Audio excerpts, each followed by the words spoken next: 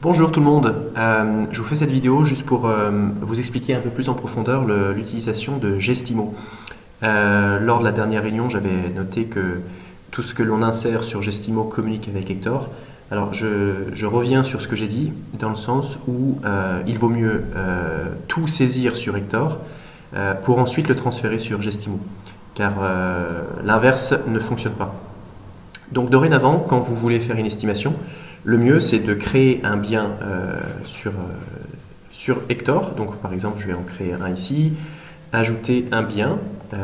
Lorsque vous ajoutez un bien, vous rentrerez le bien comme si c'était une estimation, enfin comme si vous rentriez un bien normal. Vous insérez le maximum d'informations sur chacun des champs et arrivez à l'étape 6 sur le mandat prix que voici.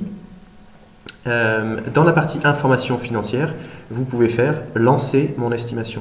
Alors si je le fais là actuellement, lancer mon estimation va vous basculer vers Gestimo et va récupérer toutes les informations que vous aviez saisies jusque-là sur Hector pour arriver au dossier ici. Donc là, comme je n'ai pas rentré de dossier, j'ai fait un faux bien, il ne va pas y arriver. Il va me dire qu'en effet, il y a des éléments manquants pour cette estimation. Donc je vais fermer cette page, mais pour vous montrer un petit peu comment ça peut fonctionner sur un bien existant, parce que aussi vous pouvez générer une estimation sur un bien existant. Si je retourne sur mes biens, je prends un bien au hasard, on va prendre celui de Sabine sur la commune du Bouchet-Montcharvin, donc c'est un mandat qui est déjà rentré. Si je vais sur ce bien-là, et qu'à nouveau je vais sur la partie, le champ mandat prix, je descends. Et ce qui va nous intéresser, c'est la partie information financière. Je vais sur le petit crayon pour modifier cette partie-là. Et quand je descends, à nouveau, je vois lancer mon estimation. Donc si je le fais depuis ici, à nouveau, il va récupérer toutes les informations de ce bien-là. Lui, il s'en fout si c'est une estimation ou pas. Il va se dire que c'est un bien que je dois estimer. Et il va reprendre toutes les informations qui ont été saisies sur Hector. Donc là, on attend que ça charge. Mais en effet, il nous a bien rebasculé sur Gestimo, le logiciel Gestimo de location. Et on retrouve toutes les informations du client qui avaient été saisies. Ici, on peut modifier, on peut dire que ce n'est pas à mon nom que je vais faire l'estimation, mais plutôt au nom de quelqu'un d'autre ou au nom de l'agence.